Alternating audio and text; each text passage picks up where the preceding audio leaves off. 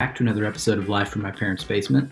For this 20th episode, this milestone of content production, we brought back Mr. Wyatt LeGrand. We get into a whole range of topics, and I really hope you enjoy it. Thanks. All right. I hate that. I always begin this with all right. That's my... I guess my You can start over right now. All right, we'll start over. You just said all right. The podcast begins now. Since the first episode, the inaugural episode of this podcast was with one Wyatt LeGrand, I figured the 20th, this capstone, this milestone, I guess not the capstone because that means it's the end, this milestone is with him again. He's back tonight, and he's ready to talk. Here I am. Here he is. So, some people would wait till like the 100th episode, the 1000th episode, but you give the fans what they want, which is what you started with 20 episodes ago. just some guy that a handful of people know in a small town in the Midwest. Yeah, they're just chomping at the bit for you to be back. Yeah, I think so. Well, that's not good of a camera angle. I'm gonna adjust that real quick. I'm not cutting this either. Leave it in. Leaving this in. All right. So a while back, you gave me 2 DVDs to watch. One was called The Wrestler, which is good, and Gangs of New York. And I want to talk a little bit about Gangs of New York today. I mean, I liked it. Most people I know say it's not very good, but I know you liked it. So why did you recommend it to me? Well, I mean, basically because of Daniel Day-Lewis. Like, that's about it. You know, he's amazing. And it's basically just his character was what I was most interested in. I could... Leonardo Dicaprio is pretty, I guess. Yeah. And he was at that stage of his career where he was just pretty. Yeah. Just like yeah. I think it's interesting, Leonardo DiCaprio, like, being, I think, objectively a handsome dude. And then as he's getting older, I don't know that he's aging quite as well as some of his counterparts. I shouldn't say, like, I mean, look at me. I look like a werewolf. But I mean, I'm just trying to be objective because it makes for good conversation about this particular topic. He, in the Tarantino film that I think we talked about last time I was here, like, he's got this little belly going on, and he doesn't look like he's well kept. No. And I know that's kind of a part that he plays, but I've seen some images of him. Have you seen the one where he's like kicking on a boat? He's like on a boat. Like, I think that's the exact one that I saw. So maybe because I said I've seen some images of him. Like, where have I seen images of him? I don't think I actively look up. Google image search Leonardo DiCaprio, but whatever. I think you have a point because he has this. It's just how he looks. He just has a boyish look. Yeah, it works. I think it works for the most part, but he's I think 46 now. Yeah. I mean, it's not his fault. It just didn't work out that well. He's not a bad-looking guy by any stretch, but I don't think he aged disgracefully as a Brad Pitt. A frequent topic of this podcast. Brad Pitt. Yeah, the guy we all wish we looked like a little bit. Yeah. Such a cool dude. George Clooney, even. Yeah, George Clooney. Clint Eastwood. Like, as Clint Eastwood got uglier, and again, like, this is speaking from my point of view. I don't know what handsome is, obviously.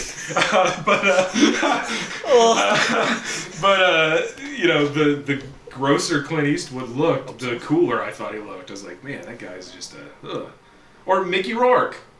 Well, his thing with he was a very handsome man in the 80s, and I know he got into boxing, and it just screwed up his face beyond belief. And I know he had tried to have corrective plastic surgery for like 30 years. It's just been trying to correct that. There's been points in time, like wrestler time, looked a bit weird, but it's like I get interesting it. Weird. Yeah. But it's like the character, his stripper girlfriend. She thought he was attractive. He thought she saw some type of, I don't know how we got onto like male attractiveness. But I don't care. Really starting off strong here with this. But I think there's something to be said. There's something to be said with men to where there's a certain... I think the look for men, like someone like Brad Pitt, there has to be some type of roughness to their features. Yeah. That stubbly beard. It's that. It's sort of like...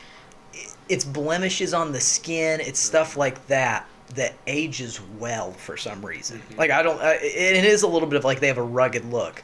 Because I like have acne scars. Yeah. And I know Brad Pitt has acne scars, Yeah. so I'm not gonna get that laser shit. He still has his. Yeah. It's Brad frickin' Pitt, so I'm just gonna keep him. Exactly. But or even like, Because you were thinking about having a laser now. huh? Well, no, there's like that You laser. said it as if that was like you were like, I've been thinking about lasering my skin, but Brad Pitt is. He said, turning "Screw it him! on." I'm not doing that." Yeah. But there's like this laser treatment that like fixes. It doesn't matter, whatever. Yeah. But even like Robert Redford, Uh-huh. Jeremiah Johnson, of course. I have to always talk about that as well.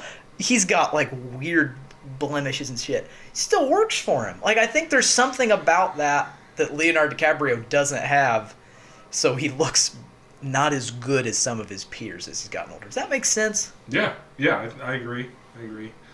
I don't have anything to add though. No, I've yeah. exhausted my. I think this all stems from our dinner we had tonight with good friend Adam in a very in a restaurant that, how should I say this, really kind of tended to an audience your age and not my age, and fashion for both ladies and guys, I think at this time, exposed midriff area, and there's a lot of that going on. Adam was talking about midriff. It was wild. For the record, we had a heat wave today, and it was a whopping like 42 degrees. And It felt great, man. I walked outside, I'm like, I'm gonna break a sweat, and I'm I happy. know. Every college student, every available single college student in Bloomington, Indiana, showed off their stomach this evening. Men too. They brought out those old workout shirts from the '80s, Uh-huh. where they could show off their abs. Yeah, They were wearing the those. cut off sweatshirts. Yeah, that's what it was. Yeah. That's what it was. Okay. Wait. Okay. Gangs of New York, I Gangs guess. of New York. Daniel Day-Lewis. Okay, the one thing I want to talk about is my favorite part. I love the intro and that like flute song. Yeah. It's like I don't know how it goes. I'm not gonna like, Yeah, whistle I'm not gonna whistle it or hum it, but it's like it's real. I don't know. I don't even know. I want to say the word disconcerting. I don't even know what that means. But I'm gonna say it. But it's like gives you this sense of uneasiness, and it's sort of like a flute. It's sort of like some whimsical childlike thing. And I guess there is a kid in that scene, but it's just like these people living in mud huts underground, and it's like people of all different. It's not just it's the Irish, but it seems like there's black men down there, Hispanic men, and it was weird. Everybody that landed in New York in that one area, and There's just all the immigrants. There's all these immigrant families. what was it? The five. It was the Dead Rabbits. There was like the five. I don't want to say birds. 5 gangs, I guess. Right? Yeah. Yeah. But there's like this woman with like filed down teeth, and she was sharpening these claw things, and it was just like piss and shit and vomit. I mean, but it had this song going. It was so weird, but it really worked for me. I don't know. Like no, it was like Adam was saying earlier, it was supposed to. I think it was exaggerating how things were back then, or it wasn't. I'm not sure, but it was just like people murdering each other in the streets, and it's like, I guess that's honorable. It's like, well, he'll die with honor. Yeah. But then it cuts to, and I'd never seen this movie before. It cuts to Bill the Butcher, and he just has on this top hat with like this leather cap, and it's sort of put at this angle. But his features and the colors of that scene are so sharp. Mm-hmm. Just the first image of him is intimidating. Yeah. And I don't know why that is, but there's like the first shot of Bill the Butcher in this top hat, sort of whatever, and his mustache is big. It's such an intimidating image, and I don't know why. Yeah. Well, I was like trying to think of some historical like reference. Oh yeah, well the gangs of New York. Well, all these people landed there, and I was like, I don't have anything to say about it. Like it seems like I read about that whenever I was younger. All these immigrants, they show up there and they're trying to establish themselves in New York as this bustling place where people are just landing, and there's not enough room for them all, and I'm making up a story basically, and I guess that really suits the movie, because you watch the movie and you're like, yeah, I guess this is probably the way it was, right? Just people beating each other up in the streets over nothing. Yeah, it's a subject that is like familiar enough for everybody to be like interested in it and intrigued and attached to it. But then it's not familiar enough for everybody to already know the plot and be like, wait a second, this is outrageous. Well, I think I was reading about it, and it was very historically accurate. Yeah, I could see. It was. Yeah. I mean, it was. It's like you think back during that. It was when was this? 1860s. Yeah, Lincoln, because they were doing the draft of the Civil War. So it was the 1860s. I guess you just don't think of it that way. I mean, you think of that, it's like, well, the Wild West, sure, but I guess you never think of that in New York City. You figured it'd be so much more civilized than that. Yeah. Yeah, and it does not look like the New York City that everybody likes to think of now, people my age. I guess people for many generations now think of the Big Apple. And they have a certain image, and this is a whole different thing. It's cool, but the violence in the movie, like, I'm not a huge fan of violence for violence's sake, but whenever you do it that way, like it's almost kind of that like dark humor sort of thing, and where it doesn't seem like violent whenever you see it. You're like, oh, this is just the way these ornery guys are. And it's like you're watching it and you just know it's always going to be like getting stabbed in the gut. Oh, yeah. It's the worst way to go. That's what it is. It's like, it's always like, if you're going to get killed, you're getting stabbed in the gut. Something that made me really uncomfortable in this movie. And often in movies, I get, nothing usually makes me uncomfortable, but whenever those Civil War like the people getting drafted, they just rioted. They were just going into people's houses and killing people. Yeah. That was like it was just normal people. Not like today, to where it's like there's occasional looting or anything like that, or even like the thing that happened with the Capitol building. It's like, it's not that. No, it's just these citizens are just killing random people because they didn't want to get drafted. And that happened. Like, those riots happened. It had nothing to do with the plot of this movie, the main plot. It was just an extra wrinkle. But I'm thinking, like, that is, like, we throw a fit about the stuff that goes on today. People stealing shit and whatever, and, violence, of course. But it's like, no one just, like, it was just not, it made me so uncomfortable, just, like, random violence being done by hundreds of people at once. Yeah. Yeah, I get that. I always think back to...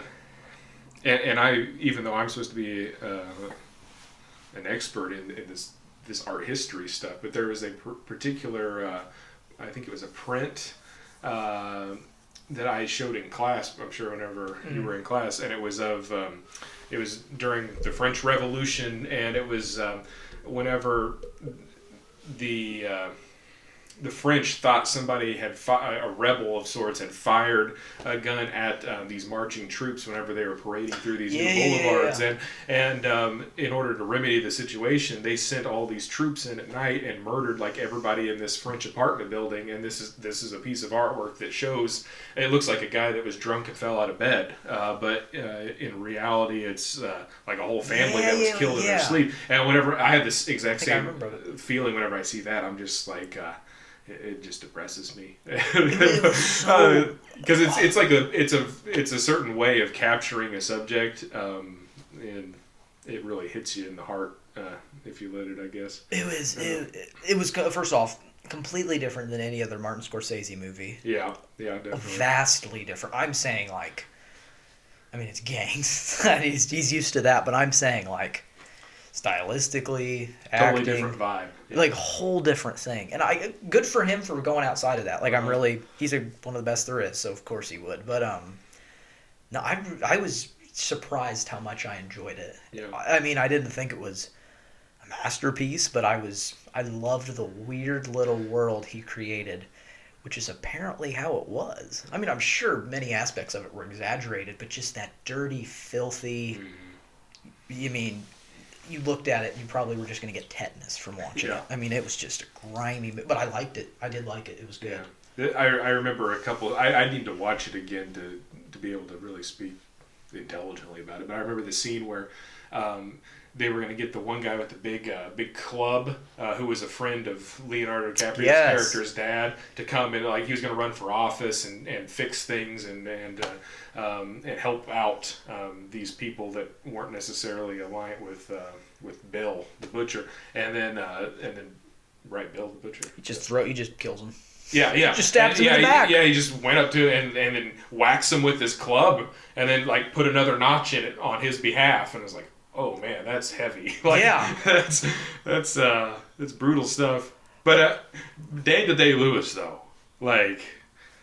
and I'm a big fan. I haven't seen all of his movies, but I've seen enough of them to know that he is, I think, just agreed upon. He is the actor of actors. He is really good. It's I always like to talk about who's the best actor of the past couple decades. Say late 90s to now, who's the best actor? And I always go with Christian Bale, Joaquin Phoenix. I always forget Daniel Day-Lewis. Yeah. Because he's only been in 5 movies. Yeah, he doesn't have as much stuff out there. But I think the people that know much more about film, I honestly just forget, they all say Daniel Day-Lewis, which is great. He probably is, honestly. Yeah, we've talked before about There Will Be Blood. But, yeah. Man, that movie, that's that's a benchmark for me, in terms of a great movie, and I can watch that over and over again. And most movies I can't do that with, what? Even the classics, even the Godfathers and I can watch. Well, people do. Yeah, it's the Godfather. Yeah, I can watch. There Will Be Blood over and over again. I can watch Jeremiah Johnson over and over again.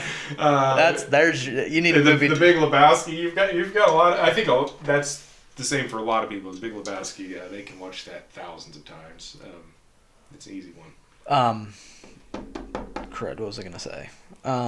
Anyway, There Will Be Blood. Just reminded me. It's in that movie, the year that movie came out, No Country for Old Men came out. Yeah, I think we've talked people are usually in one camp or the other. Both are great movies. Yeah. I'm 100% on No Country for Old Men because I love the Coen Brothers, whatever. Yeah. But I feel like Joe Rogan because it's always just I gotta talk about Brad Pitt at least once, Coen Brothers at least once, and he's always all right, acid, I got that. Yeah, Joe Rogan talks about I got my elk meat. All right. We talked about exercising earlier. Yeah, it's I've hit all my checkpoints from today's episode. But anyway, I hadn't watched it that long ago, and then the other night, my friend Hugh, friend of the show, he was like, "Hey, you want to come over and watch Goodfellas?" Of course. Yeah. We went over and watched Goodfellas. And we watched it, we talked a lot through it. And then I was like, have you seen No Country for Old Men? And he was like, no, I haven't, but I want to. I'm like, oh, it's on HBO Max. You can watch it sometime. He's like, you want to watch it tonight? And I was like, yeah. So it was we watched Goodfellas, 10:30. And this was one of the nights last week, and it was 5 degrees out. Oh, yeah. It was one of the nights it wasn't snowing, so I just trudged over there. So we watched No Country for Old Men, and I loved it. Because we both sat and talked occasionally, but we were mainly just geared in on the movie. Just because it's that engaging. I just love that. I love that movie. It just drawed him in that much. His first time watching it, we barely had to talk during it. I loved it. Yeah, it's a great film. It's a good one. I can just call it a film. Pretentious. Sorry. Well, I think the next Coen Brothers movie, only one of them's doing it. And it's going to be Macbeth. And it's going to have Denzel Washington playing Macbeth. Great. Dude, all for that. Yes. He's a badass. I love Denzel, so I'm all for that. And I think one of the Coen brothers is married to Frances McDormand, who's Marge Gunderson in Fargo. I think she is playing his wife in that movie. Denzel's wife in that movie. So I'm here for that. I mean, that'd be great. I think the last few movies they've done the sort of their usual comedy, dark comedy stuff, and I think this will be more back to the straight stuff of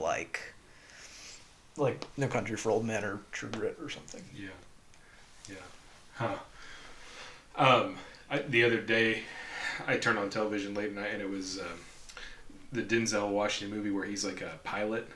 Oh, Flight. Yeah, and I remember watching that. I watched the movie by myself in a movie theater. I was traveling, and I had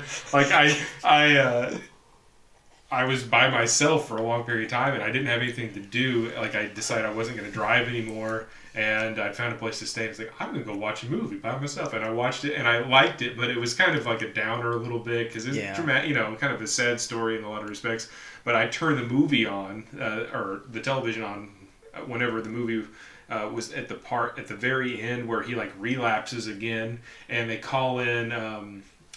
John Goodman. Oh my gosh, I love that. And get him all straight and everything else. Oh, it was amazing. And that was such a good scene. Like, I kind of just totally forgot about that, and that basically brought the movie back. I was like, I like that movie. That's a good one. Well, I loved, like, I'd taken a Denzel Washington class, and that was the ones we watched, and I loved it because he was drunk. And so John Goodman is drug dealer. And I love the dynamic in movies to where, like, the drug dealer or the lowlife, you can tell he still cares about someone. Yeah. It's like in Rocky how the loan shark that Rocky would break thumbs for, he helped pay for him to become a boxer. Because, it's like, even though he's scum, he has a heart. Yeah. So I liked in that John Goodman shows up. Like, all right, what do I got to do? He's like, all right, buddy, we're going to help you. Yeah. We're going to give you these amphetamines and coke. However drunk you are, I know this will straighten you out. So it's like... There's all this money riding on this performance at the hearing or whatever, and they have to call this dude to come in, this wild, crazy man. Yes, yeah. But I loved that relationship of, like, scummy drug dealer still cares about one of his customers, so he's going to help him out for free. Like, we're just going to coke you up, man. Like, we're going to get through this. It's like, low life? Okay, I guess. Yeah. But no, that's a great scene. I know what you're talking about. Yeah, pretty cool.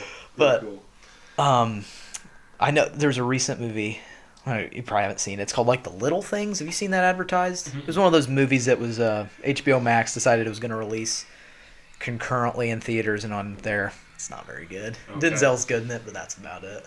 Okay, I haven't followed much of anything. Like, I get, well, there's no movies really to speak of, or none that I can get because I have my expensive satellite television that lets me watch basketball games, and that's about all. Yeah. I guess I'm paying all that money for.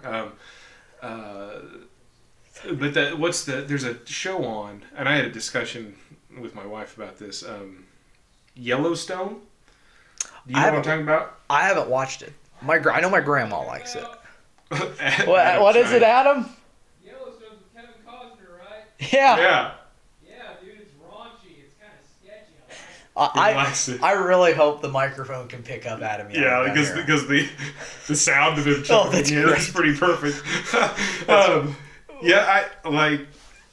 I know a lot of people that love that show, and I can watch it, but I think a lot of it is pretty horrible, and I'm just, I guess, attracted to why so many other people are attracted to it. You know what I mean? Like, I'm curious about that. Why do these people think it's the best thing that's ever been on television? It's kind of the same thing. Is it real, like, people pleasing to a general audience type show? They're definitely playing to an audience. And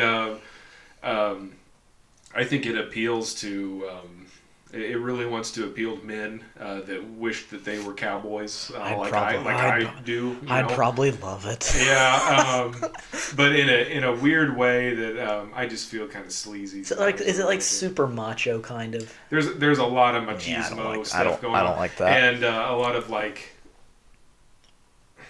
lot of just like weird violent scenes that seem somewhat unnecessary. There's one character, and people that watch this are going to think I'm an absolute idiot because I don't know the actors' names and everything else, but there's this one gal who plays one of the leading roles, and she pretty much carries the whole thing because she is just like, she is a gnarly lady. Like, she drinks whiskey, and she talks filthy, and she, stabbed people, and she's basically carrying the whole thing. Kevin Costner just kind of sits there and plays his usual, like, whatever. Well, no, I like Kevin Costner, but I know what you're meaning. Yeah. So I don't know. I guess what I need to do is I need to watch more of it and then really try to understand why it is. Maybe I'm just missing something. Everybody else is getting. I think. I was telling this to Adam earlier because he's having me write. He likes for me to proofread his papers, and Adam is a great writer. He really is. Like, he writes. Adam is a great writer. But I was proofreading it, and he was asking me about something, and I said, well, I have this idea of, like, with my writing, when I'm writing something, or just pretty much anything I do that's even creative. I don't do much creative pursuits besides writing for school, but I said, for me, I take maybe in 10% of the criticism or advice I get. And my reasoning for that is, like, my professor, who's a great lady, she worked for, like, international newspapers. She knows what she's talking about. She says something to me, I'll listen to it. Yeah. But I just have this idea with doing something like that, like a creative pursuit, you have to filter advice or criticism you get and really think, does this align with what I'm wanting to do? Oh, yeah, for sure. So with my writing, I've had papers to where I've gotten grades back that I wasn't happy with, but I'm just like, I know I wrote exactly what I wanted to, so I don't care. Yeah. So I was telling that to Adam, I was like, with any creative pursuit, I feel like it's good to listen to criticism and advice, but at some point, the more advice and criticism you take in and implement, the less it's yours. Mm-hmm. So, yeah. I don't know, but I got onto that because you're talking about Yellowstone, how it plays to audiences. I just think shows or any type of music or art, film, whatever, I just think the stuff that stands the test of time is because they went against any criticism that came against them and thought, no, I'm just going to do something completely different. Yeah, I agree with you entirely. And it's really hard to know that in the moment. Yes. Like everything, any good idea I've ever had, I never knew it was. I don't know that I've had a good one yet, but the ones that were less bad are ones that I can see from several years, beyond. And I'm like, oh yeah, I'm glad I behaved recklessly in this one instance because it was actually the right thing to do. Reckless, I guess, is probably not the right word, but stuck to my guns, those sorts of things. I think you should. But that sort of thing with what I do, like that happens all the time, and I see, and not that I'm any better than anybody else at it. I've gone through the same sort of things, but you have to definitely filter all of it, and because some of it is valid. Like, it's like, okay, I get why that needs to be changed, but sometimes it's like, all right, I see what you're coming from, but no, like, I'm doing this. And sometimes you can hear the same advice from two different people. And you're not going to absorb it from one person, but you will from the other, and you need to hear it from the other person. Like, it's just, it's a hard thing. But if you take every bit of advice you get, you just end up becoming a copy of something else. It just becomes a combination of other people's ideas. You just become another zombie show. Yeah. Yeah. You become zombies are cool. Zombies are in right now.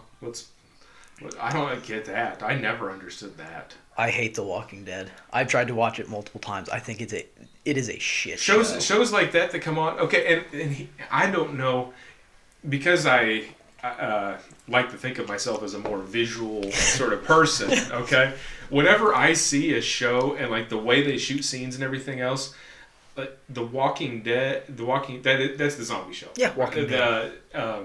It looks cheap.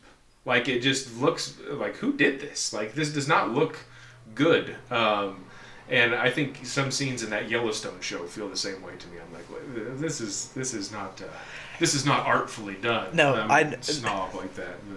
I know if we're talking artfully done visuals and movies, I know you're a Wes Anderson fan. Oh yeah, as am I. My God, like everything. Like, it's perfection visually. Like, it's perfect. The stories are great. The music, like. He is not relying on anybody's familiarity with some sort of like popular subject or popular theme or popular characters to sell a show. It is the intertwining of all these great ideas. He's successful, and you can argue any great. I'm going to say just directors are successful because it's not being based off of any one thing. It's just, no, what I make is good. Know my vision and my creativity is unique. Mm-hmm. So I know you'll come see this. Yeah. I absolutely love, and we've talked at length, I think, about there's one movie in particular, because he has so many that are so good. But I recently got to see Moonrise Kingdom and The Grand Budapest Hotel. Uh-huh. Loved them both. Yeah, they're all good. For some reason, I have this attachment to Moonrise Kingdom, and I've had, ever since the first time I saw it, I watched it. I was like, it might not be the best one, but for some reason it got me a little bit. And I there's so many parts of the movie I could go on about the different scenes, the way it's filmed, like the little one-liners, and then these major actors in the film playing these silly roles, and it's just like Bruce Willis, it's the only movie he's tried in for 25 years. It's the only movie he's tried. He's like he's been in 50 movies since Die Hard, but it's like maybe the only one since Unbreakable or The Sixth Sense that he's given a shit about. It's like, well, he tried. Bruce Willis, you're a good actor. Why don't you do anything else? Yeah. But go ahead though. Well, no, I just so many parts of that movie, and the visual parts of it. And what I've been trying to do with since I dabbled in art stuff is just dabbled with art. A lot of those things that I really like from those movies, like those belong in like the things that I'm doing whenever I'm like painting pictures, and it's taken me a while for that sort of thing to click, but now it is.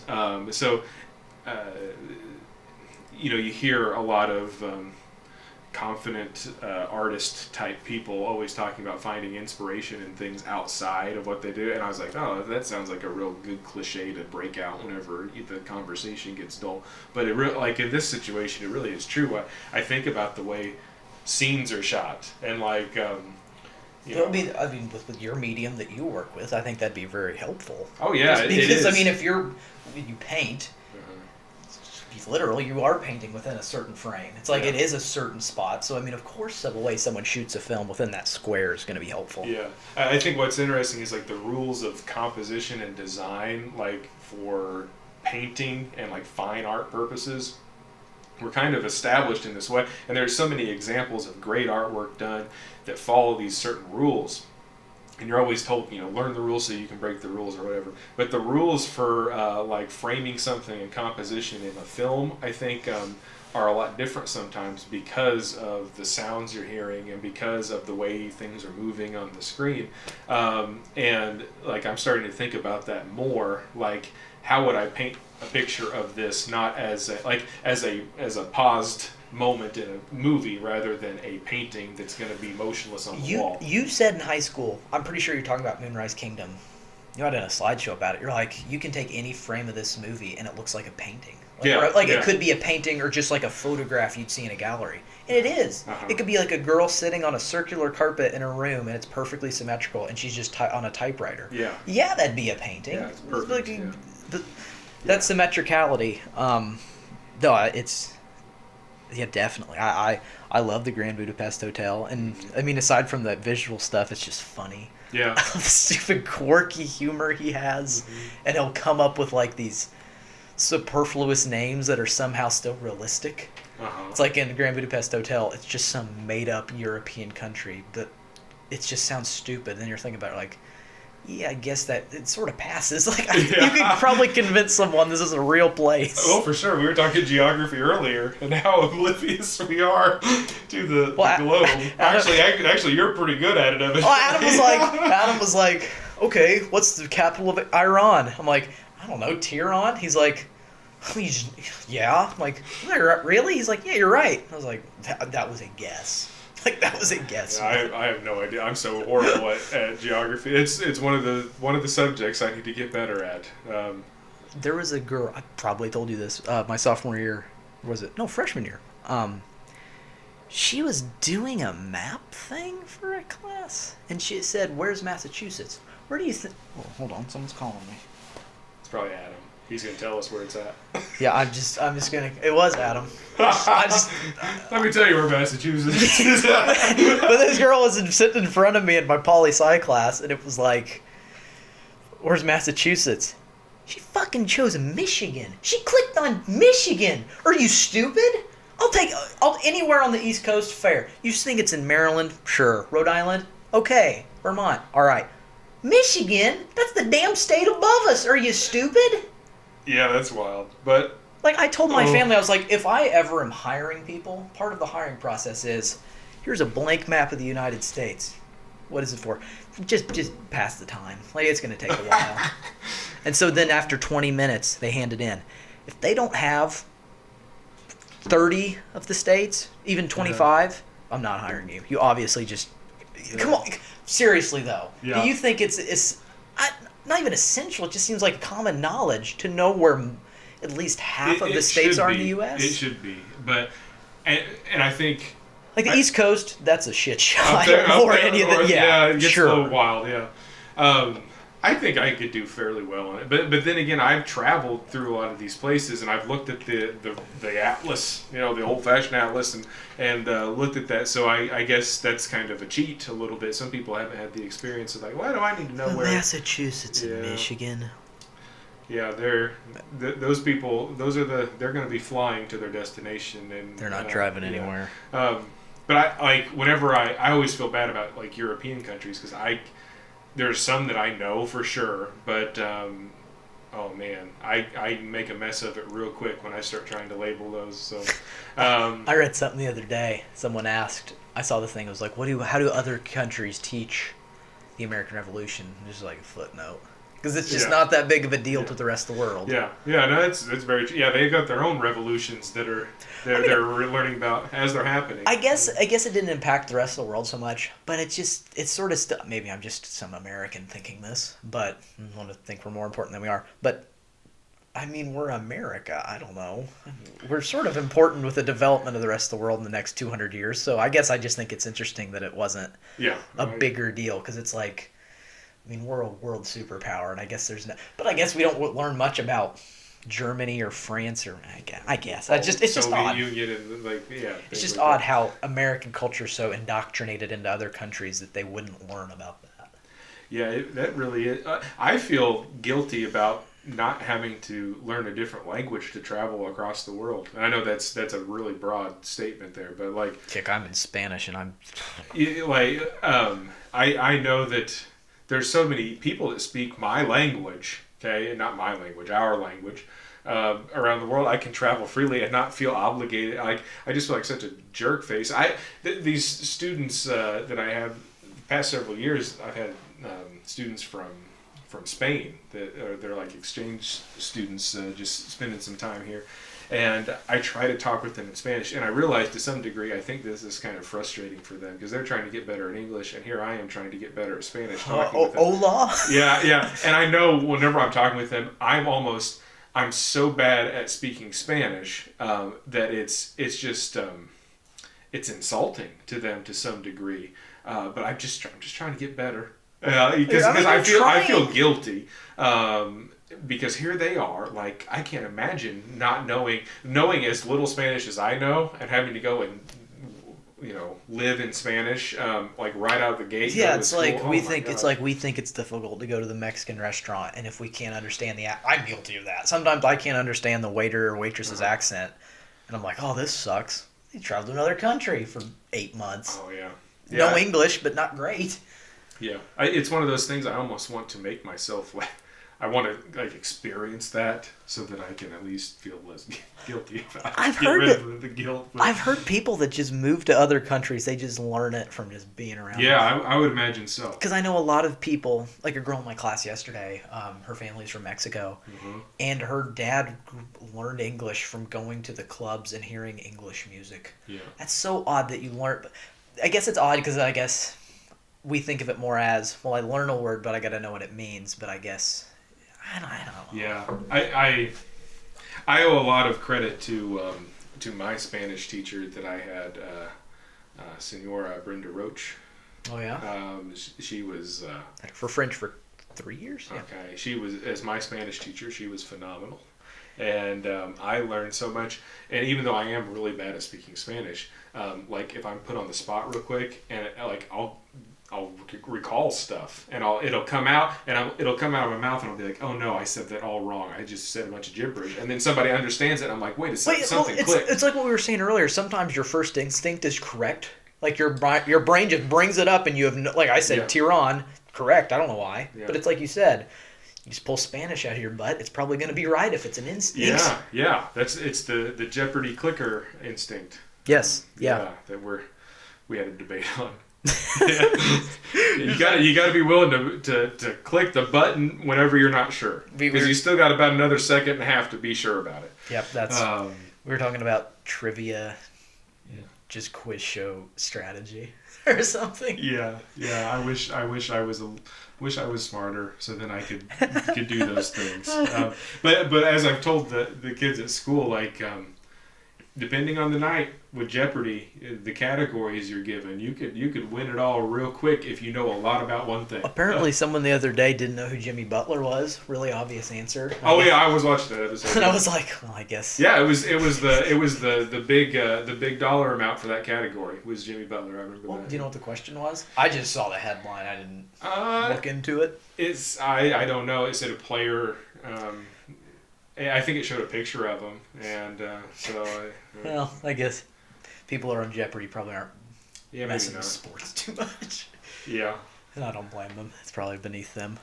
Yeah, but, you don't learn a whole lot from watching basketball for the 10,000th time. Is this game going to turn out any different? Is it going to end in a tie? No. It works the same way. They put a round thing in another round thing.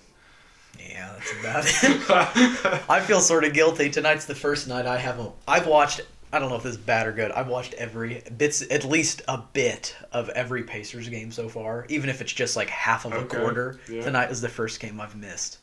I don't feel bad, but I do slightly. Go Pacers. Go Pacers. We're still rooting for you. I don't know if you're Marcus Smart and the Celtics are doing that hot. Yeah, I watched a little bit of that game the other night. That didn't follow it intently, but boy, I do love Marcus. The Celtics, I like a lot about what happens on that Celtics basketball team. I really do enjoy it. It's interesting to hear them talk about Brad Stevens, who used to coach at Butler, because they said he's just so... He's calm and he doesn't yell, and if you make a mistake, he's just sort of like correcting you. Because I think there is something to where... And they're grown men. You don't just yell at them. Yeah. And they're smart guys. Like they're not. It's not like they're junior high kid. Like it's like they know when they've messed. I mean, there are examples of players being stupid. That's more of like an ego thing, right? Yeah, but it's like someone asked him once. I forgot who it was, but someone asked an NBA player, like, how do you feel like you get yelled at by a coach? And they're like, well, I'll be honest. You don't like it because it's a grown man yelling at another grown man. So there is that. But he's like, but I get it sometimes. Yeah. But I think they said they respected Brad Stevens because he's always calm and will explain things. And he never yells. And they just love him for that. Because they're just... It's not like he's building them up, but it's just more like, I'm just going to stay even. I'm just going to stay even-keeled. Even if they're getting beat by 30, he's not getting on them. Because he knows that's not going to do anything. Yeah. I noticed... always turning this back to myself and my own experiences. I'm a selfish person like that. But it's not. Whenever I was coaching basketball, I think I coached basketball last year. I was an assistant volunteer coach for junior high boys basketball, and I loved it. And I didn't do very much. I was just kind of there. But I quickly realized, and this didn't have anything to do with my decision not to help out and coach this year. Yeah, it's a crazy time to do it. Yeah, I had a conflict there about the 3 p.m. rule. But whenever I was trying to coach, there was a couple times where I had to kind of fill in whenever the head coach wasn't there, so I coached during the games. And I think I was having a hard time communicating with these young kids playing basketball because they were so accustomed to people yelling at them. And then it's a stark difference. Yeah, and I just don't think I got their attention because I'm not really that coach, and it's more of like you've had me as a teacher before, like I'm more likely to give you a facial expression than I am to raise my voice. That right there, just like the very straight, stern look. And it does a lot, but for like the norms of coaching basketball, at least in the state of Indiana, and how crazy people are for basketball, it doesn't fit very well unless you've been there and established yourself as being the cool and collected guy. So hats off to Brad Stevens for kind of, and I think there's some other NBA coaches that kind of do that to some degree, but he is kind of like the poster boy for that approach because he's never sweating on the sideline really. He seems pretty cool and collected. The other night it said he was like one of the longest standing coaches with a single team. I think currently, I think it's Popovich and Rick Carlisle, and then him, because every other team has either hired or fired a coach within the last 10 years. Yeah. So I think he's been there since 2011 or 12. So. Yeah. But yeah, so I guess that is weird. Third longest tenure is only 8 years. Yeah. Yeah. Well, it's cool. I was. It was kind of a big shock to us Indiana folk whenever he's going to go to the NBA. Like, I hope that works out. Because he was such a great coach here for Indiana basketball, and you got really invested in his team then. But now, in the NBA, you kind of root a little bit for the Celtics, I think, a little bit, because there is a slight Indiana connection there. Yeah, for sure. And I know Gordon Hayward played there for a little bit, of course, and everyone in Indiana liked him. But yeah, I think that's a good place to wrap it up. Because we've usually gone for like 3 hours doing We this. usually do. We could talk a long time. But I felt that's a good jumping off point. I think we're about 40 minutes. Which 20 episodes, huh? 20 episodes. Who knew I'd make it this far?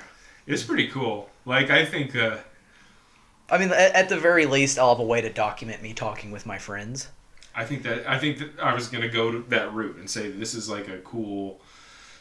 it's an excuse to do something that you should be doing normally, which is just sitting down with a person at a table and like talking and saying silly things. And see, that's exactly like when Patrick had come on a couple weeks ago, longer than that, a few months, but he said he was nervous, and I'm like, well, it's weird at first, I will admit that. And he's like, well, I was watching other stuff, seeing whatever, and I was like, it's just conversation. I'm like, I like doing this because it's meant just for two people to talk. No distractions. No, it's not even just like shooting the shit. It's just like, no, we're actually going to try to talk about something. Just talk about something. Mm-hmm. And it's like tangents are encouraged. You have a weird idea, say it. Yeah. And I found with this, I think I've become a better speaker because it's so weird because I feel like I've become a better speaker and about enunciating my ideas. Just because I have a better filter of, is this interesting or is it not? Yeah. So it's like, okay, well, I know this will at least be something I could get something out of. Like, first off, I'd never try jokes anymore. Because it's like, it's just, you don't know. Jokes are hard, especially when you don't have an audience to bounce. But it's like if the other person doesn't laugh, it's like, all right. Yeah. I mean, there's like short little jokes, would be like a quick, haha. You can do those, but no like big long-winded bullshit. Yeah. I think like talking purposely and like trying to communicate something, knowing that somebody's going to be able to pull it back, and like we're gonna, if you wanted to listen to this again, you'll be able to remember this whole that you speak with a certain sort of purpose that we don't really speak. People don't speak with very much. Like everything's stilted on like what it is they're looking at on their cell phone. Or like observing something. Yeah, and I guess to a certain extent we're doing that because we're talking about what we've seen on the television or the basketball game. But every freaking time I just look back and go, "Oh, the Big Lebowski, hey, that's pretty good." I mean, I guess I'm still doing that. Yeah, but we don't need anything. It could be a blank, stark walls, and we'd still be able to talk. The rest of the studio space. Adam leaves his side a little naked. Let me say. It is pretty hilarious. If this is the shared office space, your side is like. I think Adam heard that because he yelled something. It's pretty comical. Like his side looks. Has he ever sat there? Yeah. His drawers have never opened. He does a lot of work there. He does. Really? Yeah. I'd like to come down here in the middle of the night, like all the lights are off except one lamp glowing from this room, and it's just this dimly lit, and you come in, and it's Adam's feverishly working on a paper. With a feather dipping it in the ink. He's got a quill doing shit and stuff. If you guys want me to, I'll do it. He's yelling out there. He's making notes with his quill while trying to figure out Excel. Like it's the Excel. He's taking notes on Excel with his quill. Oh, that's. Oh man. I need a spreadsheet for my taxes, bud. Damn it. But no, absolutely, it is speaking with a purpose. Like I think this is definitely like when I first started doing. you're still going to be nervous sometimes doing this, but there's also a difference between. It also shows a stark difference between like FaceTiming or Zooming someone and then talking in person. Yeah. Because it is great if you're going to talk to someone you haven't seen in a while or someone that lives far away, but it's just no comparison to talking to someone in person because there's no